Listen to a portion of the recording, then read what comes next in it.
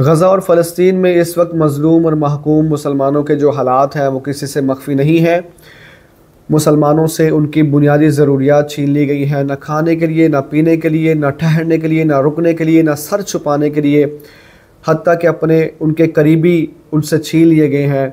बाज़ ख़ानदानों में एक आध बंदा बचा है, पूरा ख़ानदान शहीद है। वो जो एक बच गया है वो बमिसले मुर्दा है, वो सांस तो ले रहा है लेकिन उसकी मिसाल एक मुर्दा की सी है कि वो अपने आँखों से उसने अपने तमाम करीबी और तमाम मोहब्बत करने वालों को दुनिया से जाते हुए देखा है।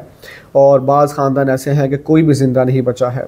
इसलिए वो भी मुसलमान हैं, हम भी मुसलमान हैं। अल्लाह ने हमें अभी तक उस आज़माइश में मुब्तला नहीं किया। आप इस वक्त भी मुझे एक पुरसकून माहौल में सुन पा रहे हैं। हमारे पास खाना पीना, लिबास, रहाइश, सर छुपाने के लिए तमाम ज़िंदगी की बुनियादी ज़रूरियात हैं और हम अभी भी पुरसकून ज़िंदगी गुजार रहे हैं। हमारी ज़िम्मेदारी बनती है हम उन मुसलमानों की जिस तरीके से भी हो सकता है हेल्प करें।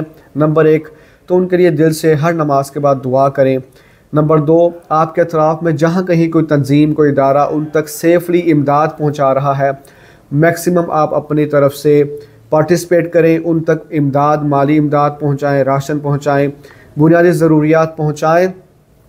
अल्लाह ने अगर हमें महफूज किया है, हमारी ज़िम्मेदारी बनती है हम उनके काम आएँ। तो इसलिए अभी आप सोचें कहाँ अतराफ़ में कोई इमदाद पहुँच रही है, फ़ौरन उनसे रब्ता करें और वहाँ तक इमदाद ज़रूर पहुँचाएँ ताकि हमसे जो हो सकता है हम उनकी मदद करें।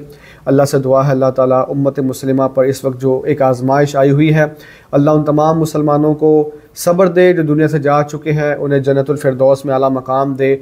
मुस्लिम हुक्मरानों को अल्लाह ताला गैरत अता फ़रमाए ताकि वो एक जिहाद का माहौल पैदा करके काफ़िरों को एक पैगाम दे सकें कि मुसलमान में अब भी गैरत ज़िंदा है।